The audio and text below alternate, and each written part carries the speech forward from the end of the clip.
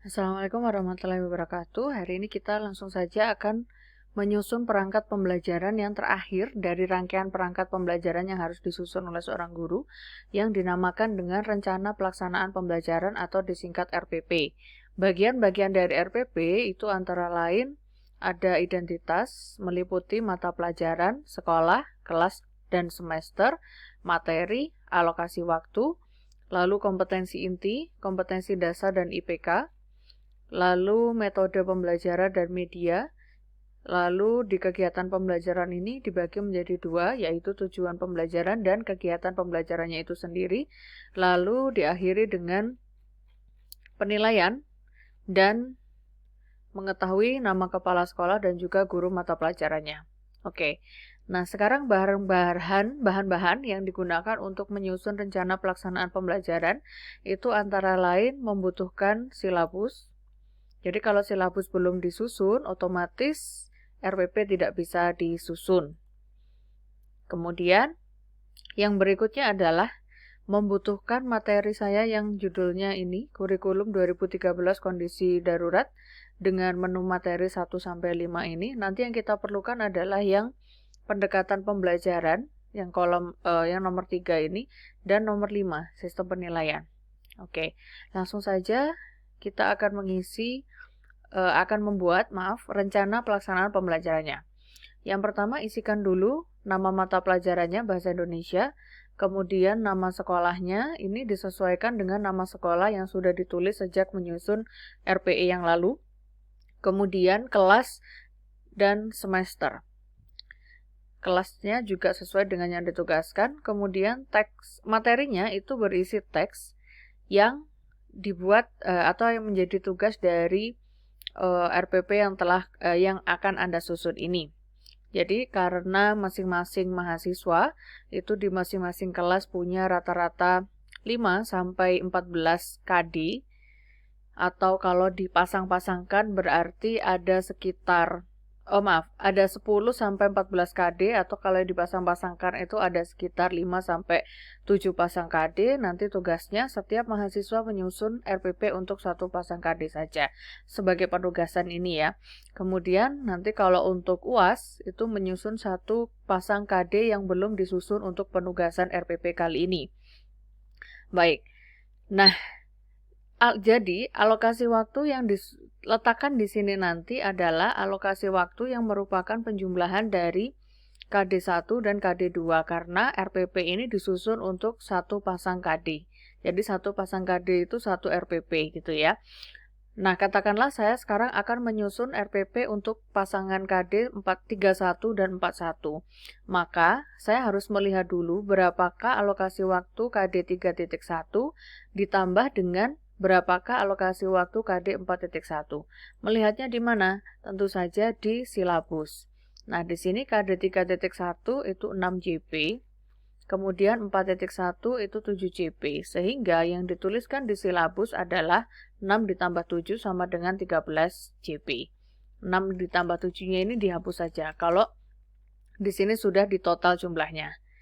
Nah, selanjutnya, yang berikut adalah kalian diminta untuk mengisikan KI 1 sampai dengan KI 4. Ini juga tinggal mengcopy saja dari bagian silabus.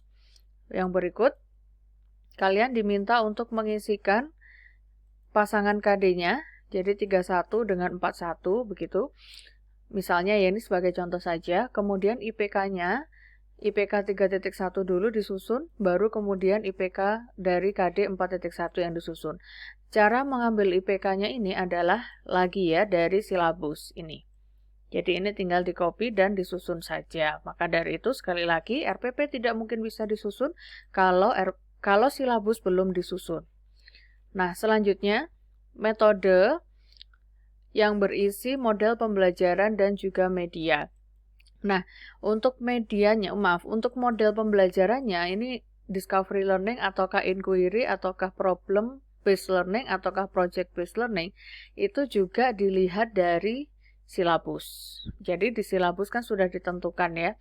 Itu nanti akan kelihatan di sini di kegiatan pembelajarannya ini. Gitu. Jadi saya ngoreksinya Kalau misalnya di silabus itu disebutkan ada kegiatan pembelajaran dimulai dari pemberian stimulus sampai dengan generalization, berarti sudah pasti model pembelajaran yang diletakkan di keterangan RPP ini adalah discovery learning. Begitu juga jika yang dipilih adalah inquiry learning, itu bisa saya lihat dari kegiatan pembelajaran yang di silabus. Oke, selanjutnya media. Media ini nanti kalian susun terakhir saja setelah mengisi yang kegiatan pembelajaran ini. Jadi pada saat mengisi kegiatan pembelajaran ini nanti baru tahu media apa sajakah yang digunakan. Baik, selanjutnya saya akan masuk ke tujuan pembelajaran. Jadi di kolom kegiatan pembelajaran ini ada dua hal yang diminta. Yang pertama adalah tujuan pembelajaran, yang kedua baru kegiatan pembelajarannya. Nah, di video yang pertama ini nanti akan saya batasi sampai penjelasan tentang tujuan pembelajaran ya. Selanjutnya, untuk yang kegiatan pembelajaran akan saya sambung di video selanjutnya. Nah, apa saja sih yang harus diletakkan di tujuan pembelajaran ini? Yang pertama adalah keterangannya nanti seperti ini. Melalui kegiatan pembelajaran menggunakan model discovery learning, jadi si model yang disebutkan di atas ini nanti harus disebutkan di tujuan sini. 1. Peserta didik dapat berpikir kritis. Nah, kata-kata berpikir kritis, kemudian kalau yang nomor 2 di tempat saya ini berpikir kreatif, ini diambil dari mana? Ini diambil dari KD-nya. Jadi intinya adalah di sini kenapa kok ada dua tujuan? Karena satu tujuan ini mewakili satu KD.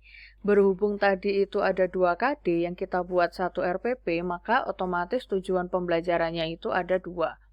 Yaitu tujuan pembelajaran untuk KD yang 3.1 dan tujuan pembelajaran untuk KD 4.1. Nah, di KD 3.1 itu kegiatan intinya adalah menganalisis isi dan aspek kebahasaan dari minimal 2 teks laporan observasi. Ini kan. Maka dari itu, untuk meletakkan yang biru ini diambil dari mana? Jadi ini tidak selalu isiannya itu berpikir secara kritis ya. Dari mana dapat kata-kata ini disesuaikan dengan apa yang dimaui oleh KD-nya. Di sini berhubung KD-nya itu menganalisis, maka yang tepat adalah berpikir kritis. Yang lain-lainnya lagi diambil dari mana? Nah, di sini baru kalian masuk ke materi saya yang dulu ini, yang judulnya Kurikulum 2013 Kondisi Darurat. Silakan masuk di ini, pendekatan 6C. Nah, jadi tadi dari 6C ini, kalian milih yang mana, itu disesuaikan dengan isi KD-nya. Karena KD saya itu menganalisis, maka di antara 6C ini, yang paling tepat adalah yang critical thinking. Maka yang saya ambil yang critical thinking, lalu ketika diterjemahkan ke dalam bahasa Indonesia menjadi berpikir kritis. Nah, untuk KD yang kedua, 4.1, karena kegiatannya adalah meminta siswa mengonstruksi teks laporan, maka dari 6C ini yang paling tepat adalah yang creativity. Karena untuk menulis sebuah teks kan dibutuhkan kreativitas dari si penulisnya. Jadi yang paling cocok yang creativity, sehingga di bagian tujuan di sini yang saya cetak biru itu adalah berpikir kreatif. Jadi sekali lagi dilihat dari isi KD-nya, kemudian kalian pergi ke pendekatan 6C, lalu pilih salah satu dari 6 ini yang paling cocok dengan isi KD tersebut. Nah, selanjutnya, ini yang kuning ini adalah kalimat KD-nya ya, ini menganalisis isi dan aspek kebahasaan bla bla bla, lalu yang kedua mengonstruksi teks laporan hasil observasi bla bla bla. Ini diambil dari KD. Nah, selanjutnya, secara titik-titik, di sini ada tanda biru lagi. Di sini bertanggung jawab, di sini jujur dan disiplin. Nah, ini diambil dari mana? Itu diambil dari pendidikan karakter. Masih di slide saya yang ini. Kalian masuk ke pendidikan karakter. Nah, ini dia. Kalian memilih di antara sekian indikator pendidikan karakter ini mana yang paling sesuai dengan isi KD. Jadi, misalnya punya saya karena KD yang pertama tadi menganalisis isi dan aspek kebahasaan, maka yang paling tepat dari pendidikan karakter tersebut adalah bertanggung jawab. Bertanggung jawab apa? Bertanggung jawab dalam menganalisis isi dan aspek kebahasaan teks laporan hasil observasi. Lalu yang kedua, KD-nya mengonstruksi teks laporan hasil observasi. Secara apa? Di sini saya memilih secara jujur dan disiplin. Jujur apa? Karena dalam menulis teks ini tidak boleh plagiat. Artinya siswa harus jujur menulis dengan kreativitasnya sendiri. Kemudian disiplin. Disiplin apa? Disiplin dalam mematuhi ini. Karena di sini ada kata-kata dengan memperhatikan isi dan aspek kebahasaan teks LHO. Maka di sini siswa harus disiplin menulis teks LHO dengan mematuhi isi dan aspek kebahasaan yang harus ada dalam sebuah teks LHO. Seperti itu. Jadi kalau disimpulkan, di tujuan ini isinya apa saja? Satu, harus menyebutkan model pembelajaran yang dipilih. Yang kedua, harus menyebutkan satu di antara pendekatan 6CS. Mana yang dipilih di antara 6 itu disesuaikan dengan isi KD, jadi harus menyebutkan isi KD-nya. Lalu yang berikut, yang keempat adalah harus menyebutkan pendidikan karakter mana yang cocok dengan isi KD.